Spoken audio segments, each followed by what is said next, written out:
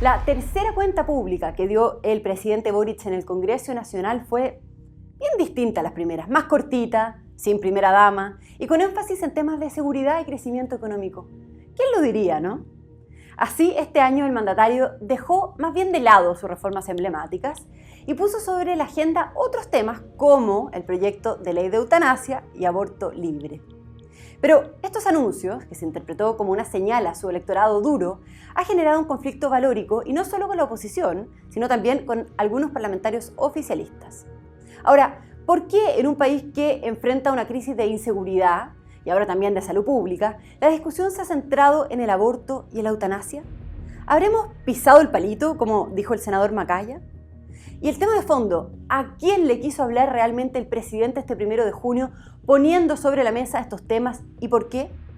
¿Tiró la esponja el gobierno con su programa original y entró en modo campaña, como dijo Max Colodro? Muy bien, solo quiero decir una cosa. La idea en este panel no es conversar del aborto, de la eutanasia en sí mismo, sino más bien abocarnos a las consecuencias políticas que generó o las repercusiones de la cuenta pública y que está generando todavía el anuncio de eutanasia y de aborto libre. Dicho eso, quiero partir contigo, Joaquín, tú eres de la Democracia Cristiana, partido oficialista, pero sabemos... No estamos en el gobierno. ¿No está en el gobierno? No. Una cosa hay que distinguir. Colaboración crítica. Hay que distinguir con autonomía.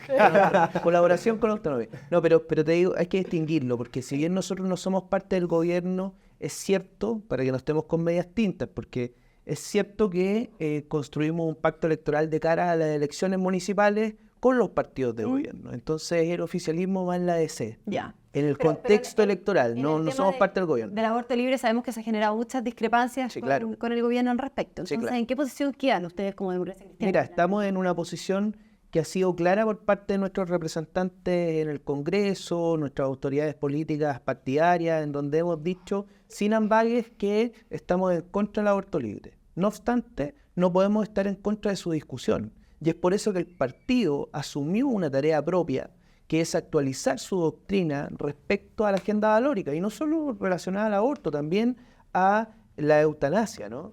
¿Sabían que Boric iba a anunciar esto? No, de hecho, ese es uno de los motivos por el cual se genera más encono por parte de nuestros parlamentarios, que siempre, incluso, y acá, digamos, un poquito de costado, le pego a mi querido compañero. No, le pega o no le pega. De 3 puntos buenos. El fútbol, claro, como en el fútbol. Incluso siendo más disciplinados a ratos que los propios parlamentarios del gobierno, oficialistas. Entonces, ahí nosotros nos sentimos un poco pasados a llevar. No obstante, asumimos este anuncio, por un lado, indicando con toda claridad que no es un anuncio que contribuya a los acuerdos, porque más bien genera encono. Y tenemos que, yo lo dije en el programa pasado, tenemos que legislar otras urgencias, pensiones, listas de espera. Pero las relaciones con el gobierno, ¿cómo quedaron tras este anuncio con la Democracia Cristiana? No, nosotros vamos a seguir votando los proyectos en su mérito. Buenos proyectos para Chile van a contar con los votos de la Democracia Cristiana.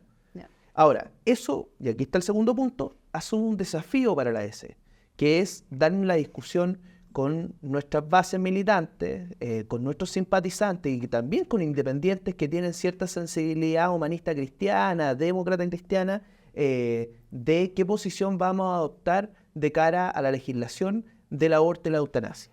Y eso está en curso, en desarrollo, y en términos de oportunidad de política pública, yo entiendo que el gobierno tenga que empujar su programa, entiendo que el presidente tenga que anunciarlo, lo mismo hizo con el CAE, pero la verdad es que yo veo poco espacio de legislación y poco ánimo para avanzar en esto. Max Colodro decía en una entrevista aquí en El Libero hace poco, en relación a esto, el presidente dio por terminado su gobierno con esto.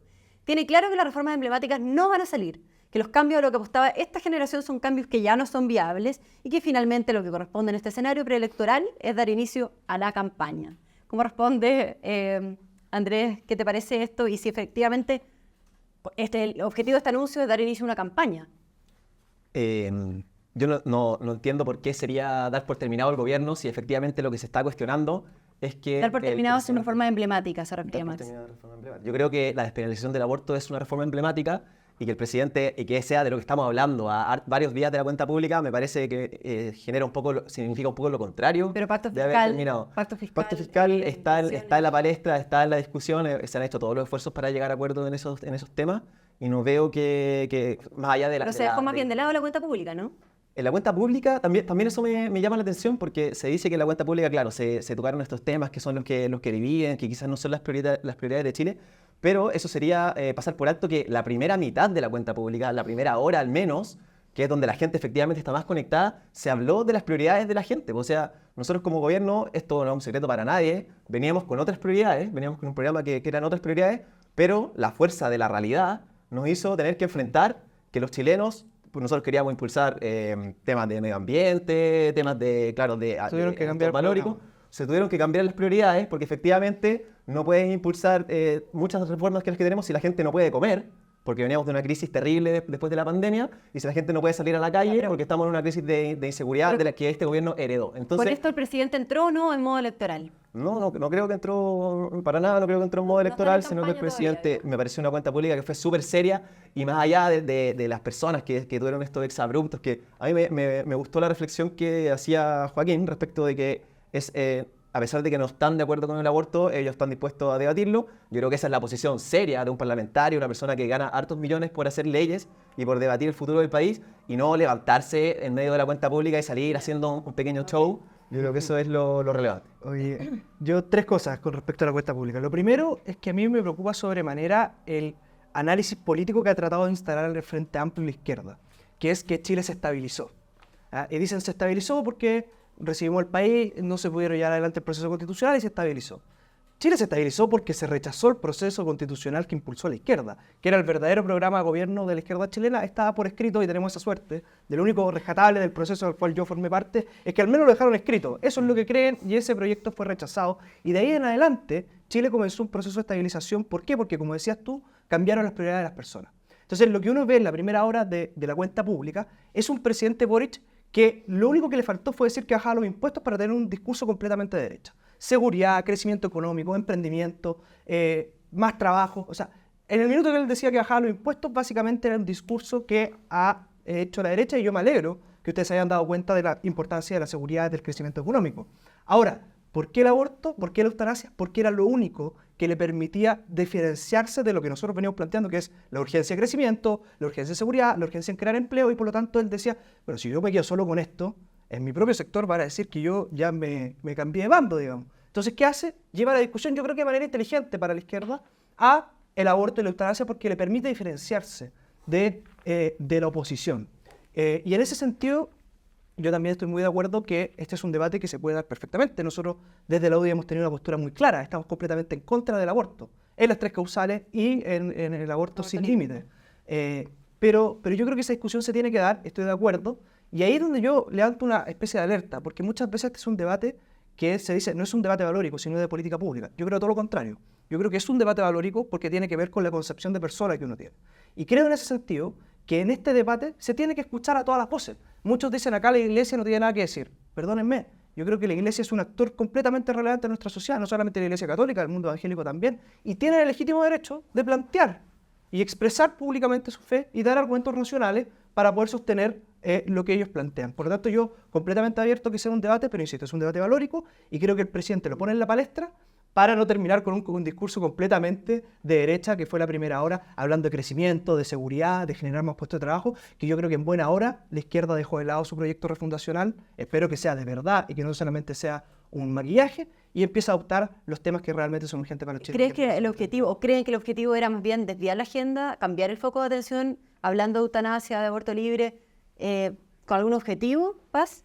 Bueno, yo quiero ser bien clara porque estamos hablando de aborto. El proyecto creo que se titula Aborto Legal, y el aborto es legal en Chile. Lo que el presidente Boric pretende plantear es ampliar el aborto legal que hoy día existe en Chile, más allá de las famosas 3 causales.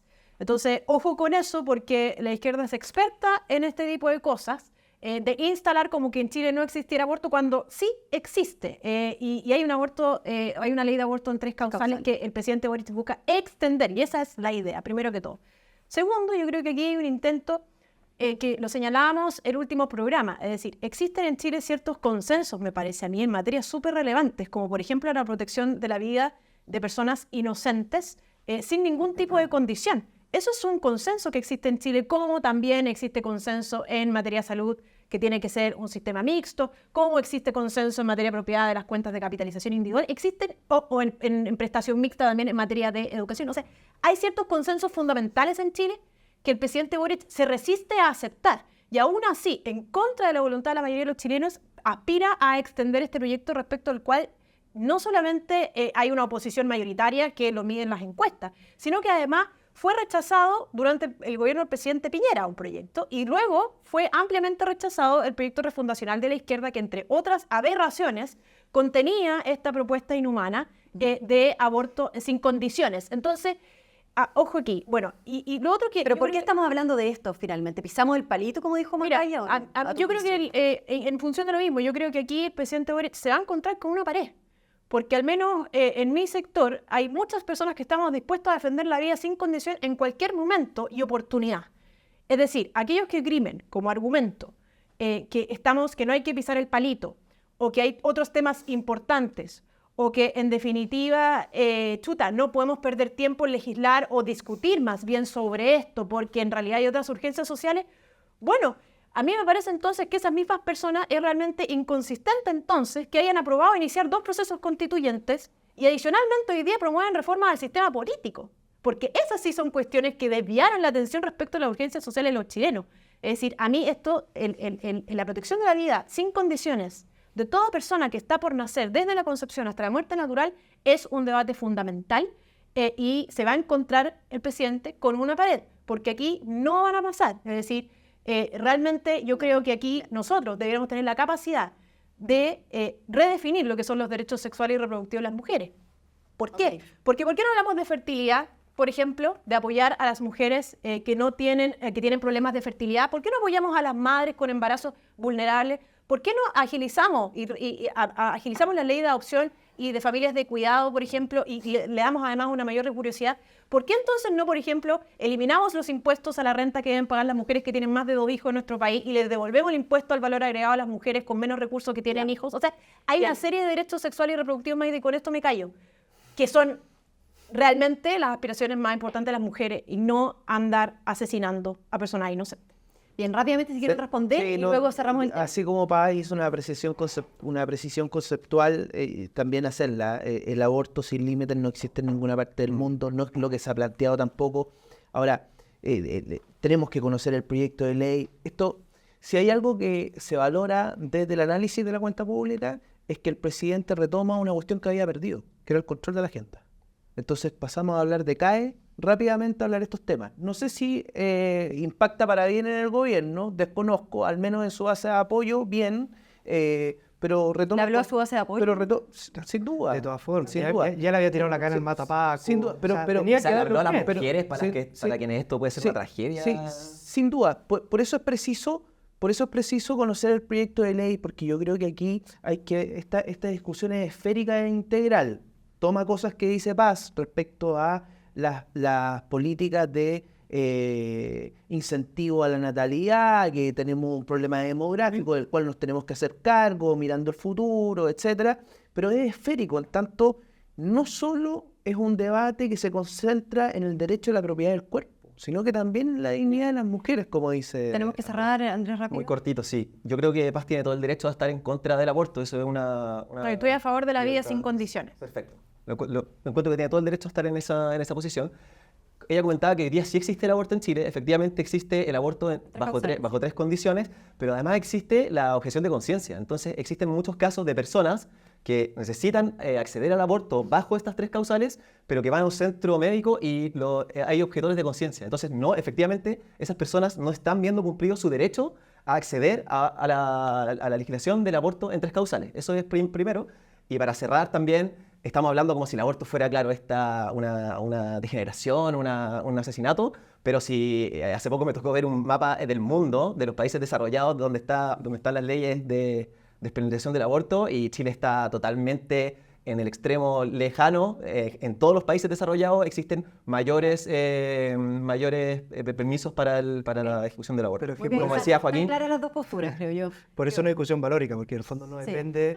no, y de salud pública, de salud Pero pública. perdona, pero así como la repetición de una mentira no la transforma en verdad, que muchos países legalicen el asesinato de personas inocentes no lo transforma en algo correcto, ni tampoco en una No aspiración necesariamente. necesariamente para los chilenos, que está claro que no suscriben esta idea del Frente Amplio y el Partido Comunista. No necesariamente, pero Ok, si vemos ok. cómo avanzan los países desarrollados, puede ser un camino que no parezca tan descabellado como tú lo planteas. El Líbero, la realidad como no la habías visto. Haz que estos contenidos lleguen más lejos haciéndote miembro de la Red Líbero.